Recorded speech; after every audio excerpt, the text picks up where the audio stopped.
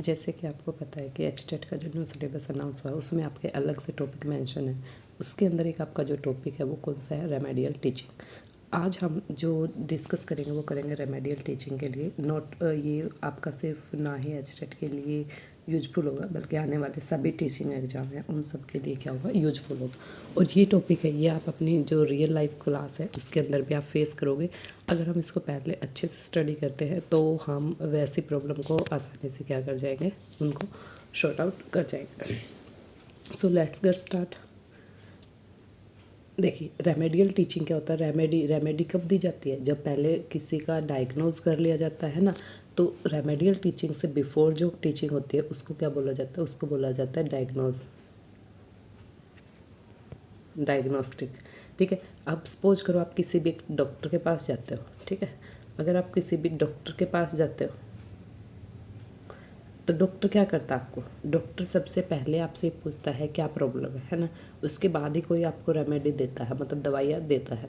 तो ऐसे ही बच्चा है, बच्चे के लिए एक टीचर है, वो क्या है, एक डॉक्टर है। और हम बच्चे का, अगर बच्चा कहीं भी उसका वीक पॉइंट है तो हम क्या करेंगे, सबसे पहले उस वीक फोकस करेंगे कि कहाँ बच्चे का वीक पॉइंट है, किस चीज़ में इसको प्रॉब्लम आ रही है। अगर जब हम प्रॉब्लम को देख रहे हैं कहाँ पर है तो हम उसका क्या कर रहे हैं, डायग्नोज कर रहे हैं। ठीक है, जिसको आप निदान भी बोलते हो। उसके बाद क्या किया जाता है, फिर आपको उसका रेमेडी दी जाती है। रेमेडी मतलब उसको, जो पेशेंट होता है उसको दवाई बताओ। एज ए स्टूडेंट हम, हमारे लिए क्या रहेगा, उसका जो वीक पॉइंट रहेगा उसको हम फोकस करेंगे और उसको क्या करेंगे, वहाँ से रिमूव करेंगे। क्लियर। सो देखिए remediation means the process of correction of something bad और डिफेक्टिव। देखिए रेमेडी का मीनिंग ये होता है कि कोई एक ऐसी प्रोसेस होती है जिसके अंदर जो भी हम करेक्शन करते हैं, कोई भी हमारे पास बैड थिंग्स है या डिफेक्टिव है, मतलब बच्चे को समझ नहीं आ रहा, सीधी सी बात है। मान लो टेबल सी कार्य नहीं समझ आ रही, सिंपल मेथड हम यूज़ करें उससे नहीं है तो हम एक अल्टरनेट मेथड यूज करेंगे ताकि उसको समझ आ जाए। ठीक है। So the remedial teaching is teaching that make remediation और करेक्शन। तो इसी वजह से एक ही पता है, आपसे कितनी बार कुछ भी घुमाकर पूछिएगा रेमेडियल टीचिंग मीन्स, ठीक है, आफ्टर डायग्नोसिस टीचिंग, तो भी आप बताओगे रेमेडियल। और रेमेडियल क्या होता है, कोई भी गलत चीज़ है उसको सही करने की जो प्रोसेस होती है वो कौन से होते हैं, हमारी रेमेडियल टीचिंग होती है। देखिए remedial teaching is the teaching which help to teach the weaker student, the disable, the slow learner according to their needs, to provide them remedial measures to get rid of their common or specific weakness, problem, obstacle. देखिए remedial teaching वो होती है जो भी teacher है help करता है। कोई भी एक वीक बच्चा है, मतलब हम हर एक को तो वीक नहीं कह सकते। आपने देखा क्लास के अंदर आपको डाइवर्सिटी देखने को मिलेगी स्टूडेंट की, है ना, लर्निंग परफॉर्मेंस उसके अकॉर्डिंग। तो आप देखिए उसके अंदर क्या होगा, कुछ बच्चे आपको वीक भी मिलेंगे, है ना, कुछ डिसेबल्ड मिलेंगे, कुछ स्लो लर्नर है।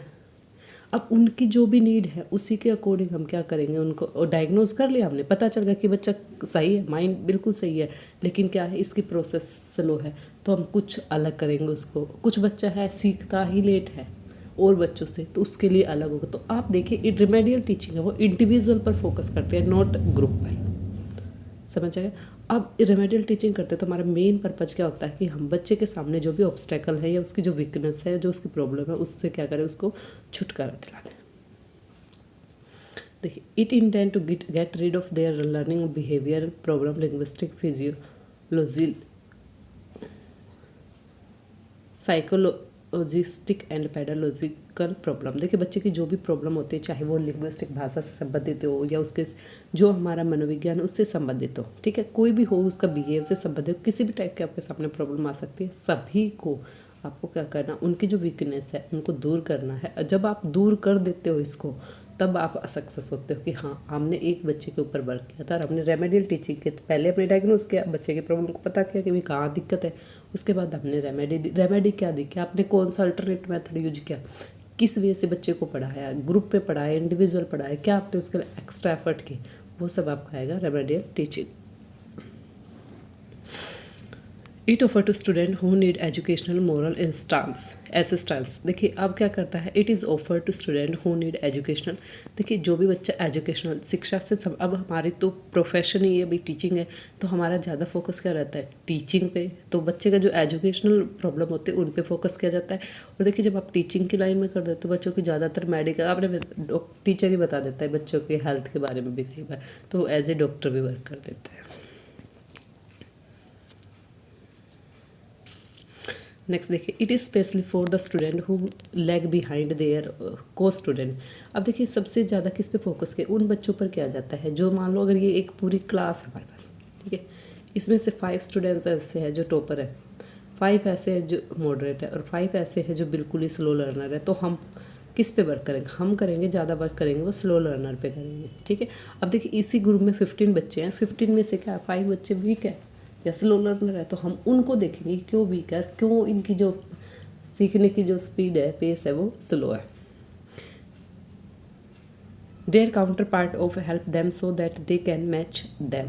अब देखिए उसके साथ क्या करेंगे, स्टूडेंट है या counter part of help them so that they can match them, और इनको हम इतना मतलब इन पे एफर्ट करेंगे, इतना इनको मतलब डायग्नोस करके रेमेडी देंगे ताकि ये मॉडरेट, और फिर मॉडरेट जब हो जाए तो मतलब जो बच्चे, देखो इनके साथ तो इनका कंपैरिजन नहीं कर सकते, लेकिन इस लेवल से भी तो हम इनको कर सकते हैं। It is a multifaceted approach. अब देखिए मैंने बताया था ये कोई एक सिंगल अप्रोच नहीं है, मल्टीफेसेस है। It means according to need of the student different approaches are use. अब देखिए हर एक बच्चा है, किसी बच्चे को लिखने में प्रॉब्लम है, किसी को सुनने में प्रॉब्लम है, किसी को देखने में प्रॉब्लम है ना, किसी का जो फैमिली बैकग्राउंड है वहाँ की प्रॉब्लम है। तो हर एक बच्चे की अलग अलग प्रॉब्लम होती है। इसी वजह से मैंने बताया था आपको रेमेडियल टीचिंग वो इंडिविजुअल पर फोकस करते हैं, not a group. Faceted approach है, कोई एक सिंगल अप्रोच नहीं भाई एक ही सब बच्चे अगर धीरे सीख रहे तो यही रीजन होगा ना, हर एक बच्चे का अलग अलग रीजन हो सकता है। Remedial teaching focuses on skills rather than on the content. अब देखिए रेमेडियल टीचिंग है वो किस चीज़ पे फोकस करती है। इससे पहले वाले क्लास में हमने देखा था कि हमारे 4 स्किल होते हैं। कौन से होते हैं भाई, हमारे 4 स्किल होते हैं। कौन कौन सी, LSRW। जल्दी से एक बार इनको कमेंट बॉक्स में राइट करिए फुल फॉर्म। लिसनिंग, सबसे पहले बच्चा सुनता है, आफ्टर दैट स्पीकिंग, फिर बच्चा बोलता है, उसके बाद क्या करता है, रीडिंग करता है, और आफ्टर दैट लास्ट आपकी जो स्किल है, मेजर स्किल है जो 4 उनमें आपकी क्या आएगी, राइटिंग आएगी, ठीक है। तो ये आपके स्किल्स पे वर्क करता है। अगर बच्चे को सुनाई नहीं देता, क्यों नहीं सुनाई देता, बच्चा बोलता नहीं तो क्यों नहीं बोलता, क्या हेरिडिटी प्रॉब्लम तो नहीं है, या फिर बच्चा एक सिंगल फैमिली से बिलोंग तो नहीं करता है ना। अगर जॉइंट फैमिली से करता तो ऑब्वियसली बच्चा बोलेगा। रीडिंग है, बच्चे को रीडिंग नहीं कर पा रहा तो क्या मतलब उसको विजिबिलिटी में तो कोई इशू नहीं है, दिख नहीं, ऐसा तो नहीं है। राइटिंग है, मसल्स अच्छे से वर्क करती है या नहीं करती, ये सब चीज़ें अलग अलग है। तो स्किल पे फोकस किया जाता है, ना कि कंटेंट पे। It help in all the 4 language skills. आपने बता दिया 4 लैंग्वेज स्किल्स है, ऑर्डर के थ्रू होती हैं। आप सबसे पहले आपको पता है LSRW ही होता है इसका। कई बार बिल्कुल CTET और अभी अदर एग्जाम में आपने देखा होगा सिर्फ आपसे सीक्वेंस ही पूछ लिया जाता है, तो सीक्वेंस भी अच्छे से ध्यान रखें। SLRW फुल फॉर्म भी पूछी जा सकती है, वो भी ध्यान रखें। Listening, speaking, reading and writing.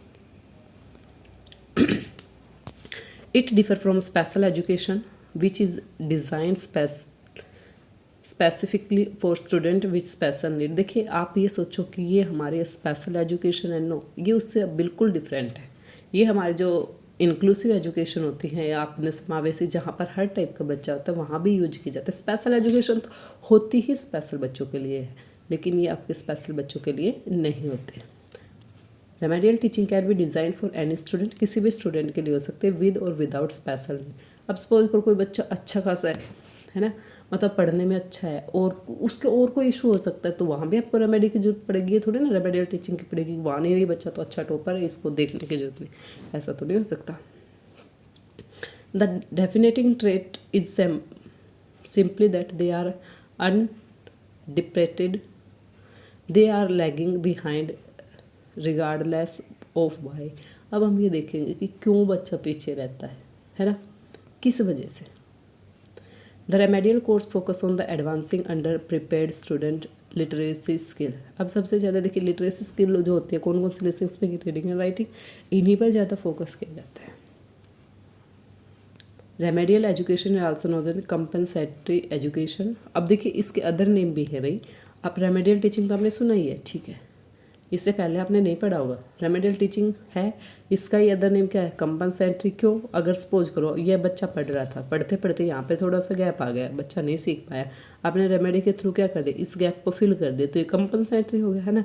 फिर आपने देखा डेवलपमेंटल, बच्चा यहाँ रुक गया था, आगे ग्रोथ नहीं हो रही थी, तो फिर ये क्या कहलाए, डेवलपमेंटल एजुकेशन। और फिर क्या करे, प्रिपरेटरी एजुकेशन। कि बच्चा देखिए जहाँ पर रुका हुआ था उसको समझ नहीं आया था। मान लो एक ये वे है, आपको यहाँ से चलना है, आगे आपको किधर भी रास्ता नहीं समझ आ रहा, भाई कहाँ जाना है, किधर जाना है, क्या करना है, तो आपका कौन हेल्प करेगा? रेमेडियल टीचिंग करेगा। इसी के कारण इसका देखिए रेमेडियल टीचिंग के ही अदर नेम है, वो कौन कौन से है? कंपनसेटरी एजुकेशन है ना, फिर आपका कौन सा है? Compensatory education, developmental education, preparatory education and academic upgrading education. Academic क्या है? बच्चा जहाँ पढ़ता है या जहाँ से कुछ सीखता है वहाँ उसको जो प्रॉब्लम है उनको अपग्रेड किया, भाई उसको उस लेवल से, अगर यहाँ बच्चा रुक गया था इससे ऊपर लेकर गए, वो हो गया आपका academic upgrading education. Clear? Next देखिए, remedial program offer to possibility of focus on those student who are lagging behind the teaching. देखिए आप बार बार में एक ही चीज़ आपके सामने आ रही है। सबसे पहले हमने ये देखा कि रेमेडियल टीचिंग उन बच्चों के लिए मतलब एजुकेशनल पे ज़्यादा फोकस किया जाता है और उन बच्चों पे फोकस किया जाता है जो वीकर हैं अपने ही को ग्रुप से। ठीक है, मान लो एक ग्रुप है उसमें बच्चे सीख रहे हैं, लेवल बच्चे का है मतलब उनकी एज वगैरह है वो बिल्कुल सेम है, और उसके बावजूद भी बच्चे पीछे रह जाते हैं, लैग बिहाइंड है। तो क्या रीज़न रहा है कि बच्चे पीछे रहे हैं, उसके बारे में हम जितना भी डायग्नोज करके जो ट्रीट करते हैं मतलब रेमेडी देते हैं उसको बोला जाता है रेमेडियल टीचिंग।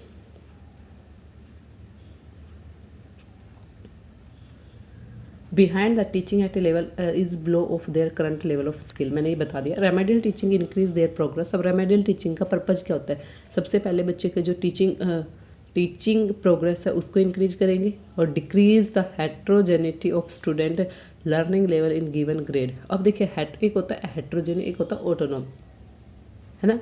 तो क्या होता है जो अपने ही ग्रुप के अंदर जो बच्चे थे उनसे जो पीछे रह रहे थे, अब क्यों रह रहे थे उसको हमें पता चल गया। अब उसको हमने पीछे छोड़ना, क्यों रह रहे थे उस पर हम वर्क करेंगे और बच्चे को क्या लेकर जाएंगे? आगे लेकर जाएंगे।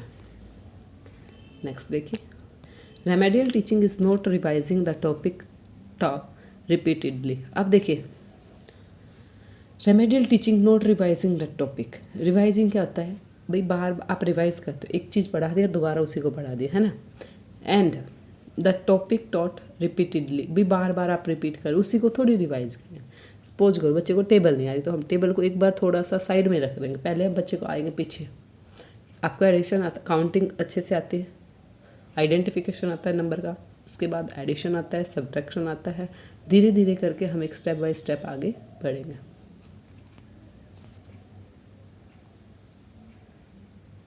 ठीक है। Carefully analysis of student performance in the examination and diagnosis the areas of difficulty and key aspect of the medical teaching। अब देखिए सबसे पहले हम बच्चे का एक केयरफुली एनालिसिस करेंगे और बच्चे की देखेंगे परफॉर्मेंस में कहाँ पर वीक पॉइंट है, उस पर हम वर्क करेंगे।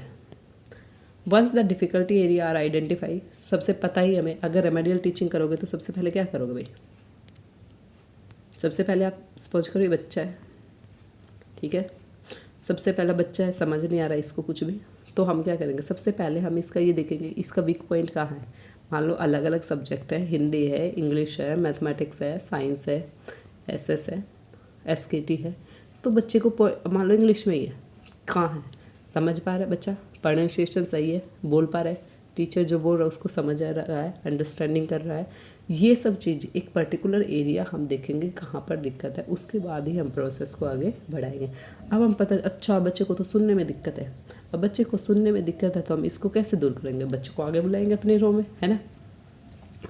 टीचर की साइड देखें, उसके साथ साथ सुनने का, टीचर का कहते हैं कंटिन्यू बोलना नहीं होता, सिर्फ बोलने के साथ साथ वो कुछ अपने बॉडी जेस्चर होते हैं उनका भी यूज करता है ताकि कुछ बच्चे वो उनको भी अच्छे से समझ लें। It is a process of bridging the gaps in learning which have occurred during the regular teaching। देखिए अब नेक्स्ट क्या है? It is a process of bridging the gap in the learning which have occurred during the regular teaching। अब देखिए इसका main purpose क्या? Regular teaching के अंदर जो भी हमारा गैप होता जा रहा है ना, बच्चा नहीं सीख पा रहा, पीछे रह रहा, कल भी पीछे था, आगे और पढ़ा दिया, उसमें वो बच्चा नहीं सीखा क्योंकि पीछे का नहीं है तो आगे भी नहीं सीखेगा, तो हम उस गैप को फिल करते हैं। It is planned process of remove distortions that have crept into people learning. अब देखिए इसका मेन पर्पज़ हमारा होता है एक ऐसी प्रोसेस जिसके अंदर बच्चे के अंदर जितना भी डिस्ट्रक्शन आता है या जो भी गैप रह जाता है उसको फिल करना, डिस्ट्रक्शन को रिमूव करना। It is type of teaching in which occur are corrected so that the repetition of earlier error is prevented. Repeat नहीं करेंगे, ये बात ध्यान देना है इसमें, ठीक है। रिपीट नहीं करेंगे। It is type of teaching in which error are corrected. सिर्फ हमने करेक्ट कर दिया, नहीं बार बार मैं उसी को रिपीट करेंगे। एक बार आपने करेक्ट कर दिया उस एरिया को, उस एरिया में जहाँ उसको डिफ़िकल्टी फेस करता था, उसके बाद नेक्स्ट लेवल पे हम जहाँ अदर वो डिफ़िकल्टी फेस करता वहाँ चलेंगे। It is instructional attempt to improve underachiever by the remedy their error. Remedial teaching start from test. अब बच्चे का कहाँ से पता चलेगा हम बच्चे को कि भाई बच्चे को दिक्कत है? तो सबसे पहले जब भी कोई टीचर क्लास में जाता है तो बच्चे को ये पूछता है, हाँ भाई कौन सा चैप्टर तक पढ़ लिया आप? बच्चे कहेंगे 4। चलो आप बताओ मुझे। सपोज अगर मैं नाउन से ही पूछ लिया तो बच्चा अगर बता